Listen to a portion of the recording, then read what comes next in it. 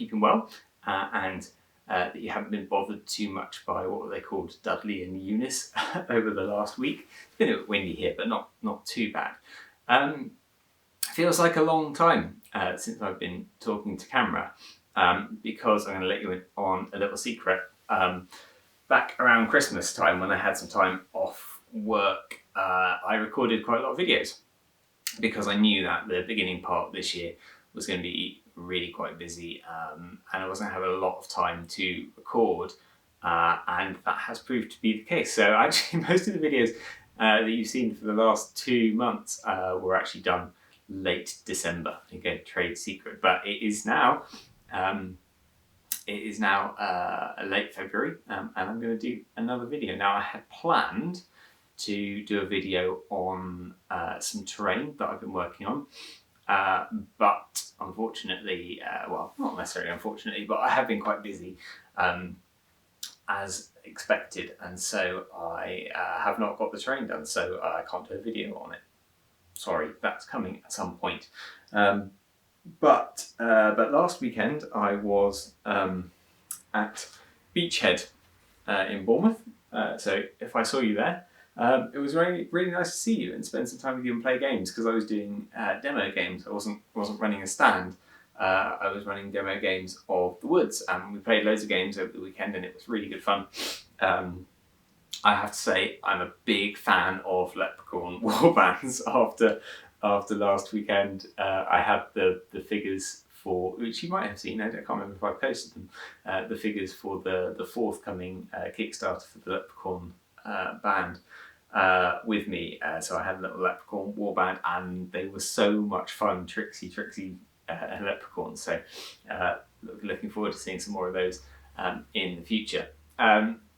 But anyway, it got me thinking that I haven't done an oak-bound, actual official woodsy video for a while. We did a series on some of the backgrounds to some of the creatures. We did a series on building some warbands. We did a how to play series. But I've been doing a lot recently of sort of vintage Games Workshop stuff that kind of got me into the hobby in the first place.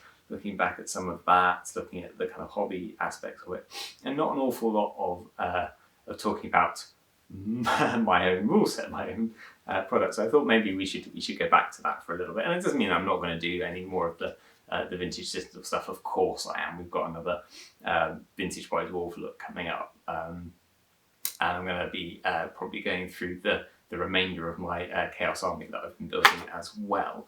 But I thought we'd go back to the woods. We'd go back to the rule book.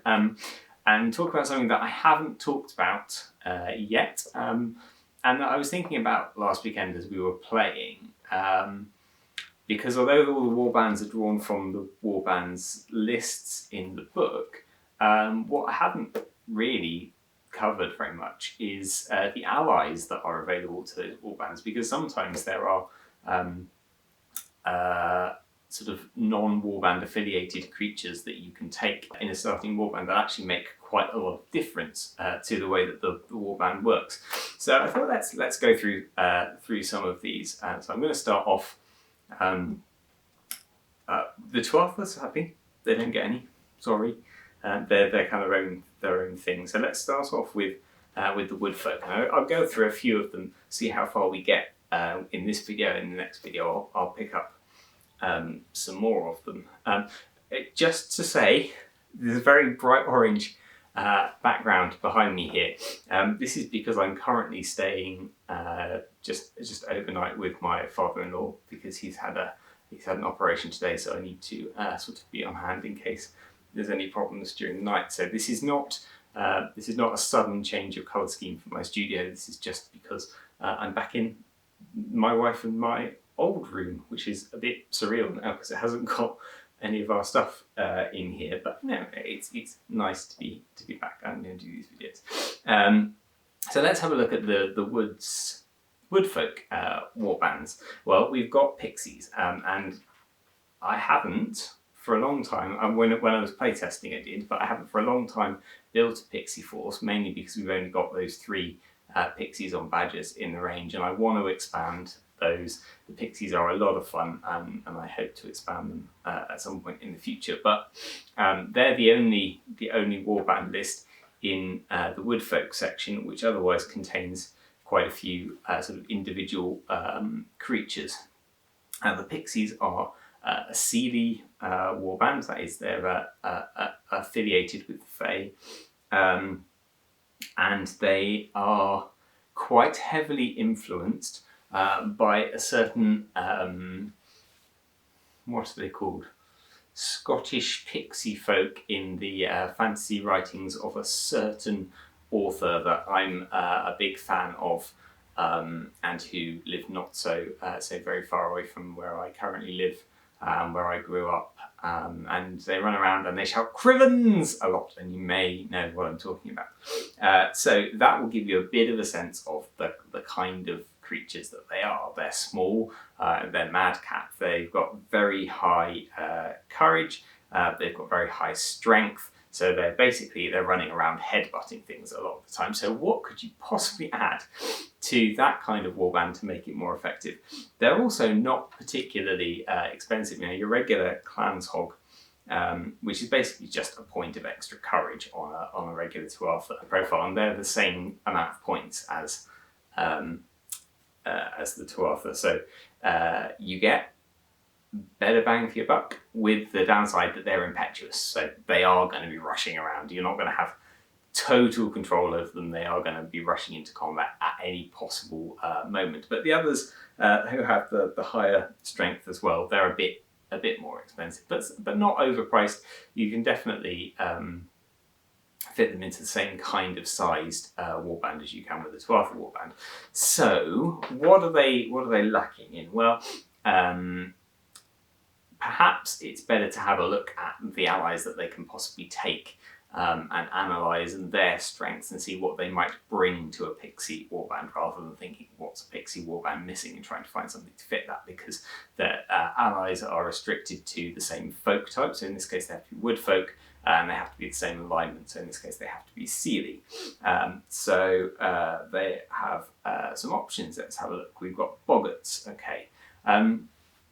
Boggarts are probably not going to be that helpful for a pixie warband.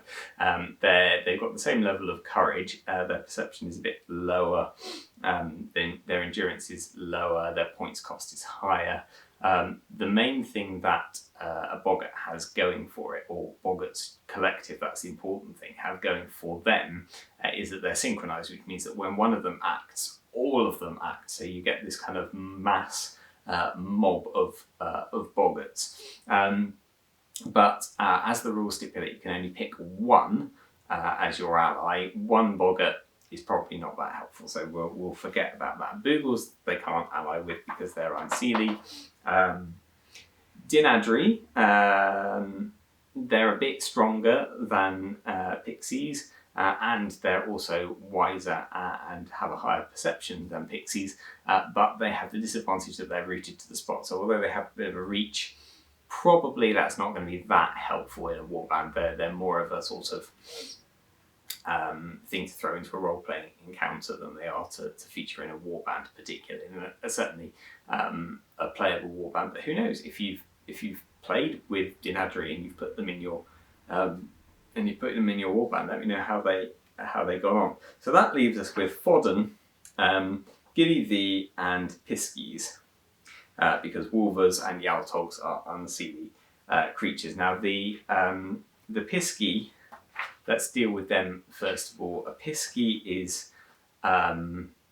not necessarily going to get totally confused if you put them in with pixies. Piskies, I don't know. It could be possible that your opponent might get confused between what's a Piskie and what's a pixie. Their main use is they're a kind of house elf type. So why would you take them? They've got the distract skill. Does that, is that worth spending an extra 15 points on? Probably not. Their other major skills are that they've got the leather worker and the weaver skills. So they are good at repairing kit in a campaign setting. but the pixies don't really have kit. They don't go in for big armor or anything. That's a bit of a sign of weakness to them. So piskies probably are not that useful in a pixie warband. So that leaves us with the fodden and the gilly thee. Now the fodden are big sort of trollish creatures who've been absorbed into the forest. The older they get, the more part of the forest they are, the less mobile and the less active that they are. And again, they're more expensive than pixies, even the sort of elite pixies. They're more expensive because they're a rarer thing. They're not that abundant. The gilly thee is actually a point more expensive than the fodden because they are also not that abundant in the world, and they're a sort of green man creature. They're spirit of the forest. They sort of look after the plants and the animals of the forest, and are an incarnation of a sort of ancient belief that triggered by the coming of the Fae into the mortal realm. And the two things that the gilly thee and the fodden have in common that are really, really useful in a warband are that they have the healer capabilities. Okay, so they can revive troops on the battlefield, which if you're playing in a campaign, especially if you're playing with a force like the pixies, who are just going to rush into combat at any given opportunity, and they're not necessarily, even though high courage and high strength is great, but they're not necessarily going to survive those combats. Having a healer on board is going to be really, really helpful. They are also sneaky. Okay, so the gilly thee has camouflage, so does the fodden. They are going to be able to blend in with the background, which is great because it means they can stand there up against a bush and not be targeted and wait for the point in which they're needed to come in and lend either some muscle on the fodden's part or some sort of sneaky snatching of objectives on the gilly thee's part, or to heal the pixies once they're down. And of course, once a model's down, the likelihood is people are going to leave it alone because it's not getting back up again. But your healer can then come along and get them back in the fight. So, is it worth 4? How many more points are they than a pixie? Let's see. Your elite pixie is 20 points. Your dedicated gilly, your pixie hunter, is 20 points, and a fodden is 23, and a gilly thee is 24. And with an endurance of 8 and a strength of 4 above the gilly thee's strength of 1, I think I would be taking a fodden to stand somewhere masquerading as a waterfall and waiting for pixies to get hurt and then picking them back up again. I think that feels appropriate. So I think that's what I would do if I was building a pixie force. I think I would be looking at spending some of my points, bearing in mind how cheap pixies generally are, and how little you really have to pump the leader. I mean, he starts off with a standard profile, but with a courage of 4. So bearing in mind that this is a rush into combat kind of thing, basically all you're going to want to do is perhaps give him some skills.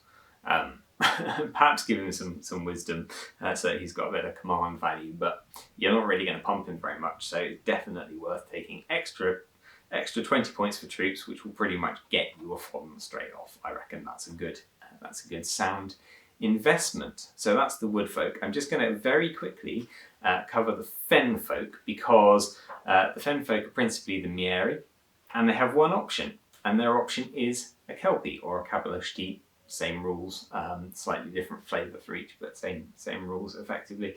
And the main reason I saw this played to very good effect during Woods in the Woods last year, there were 2 Kelpies on the table in Mieri forces.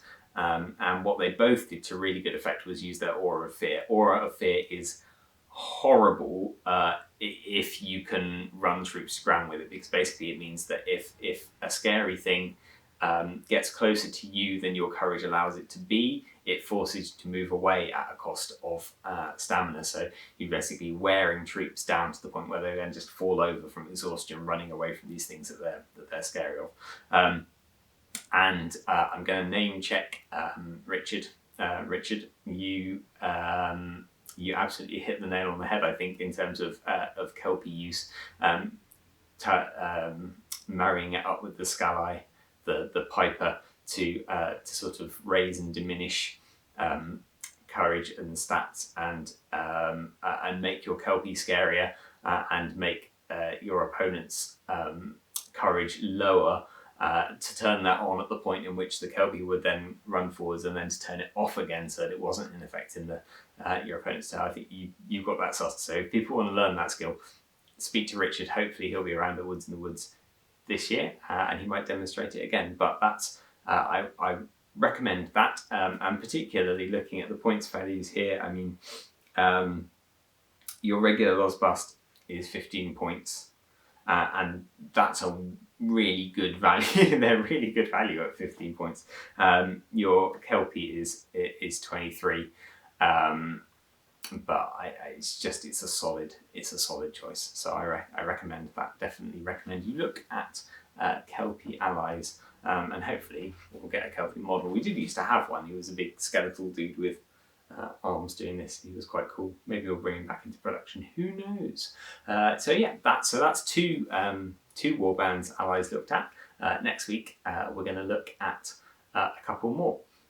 Which hopefully I'm going to record in a few minutes, because I'm going to do another one of these sneaky little batch filming things while I've got the setup. So shh, don't tell anyone, and I will see you next week.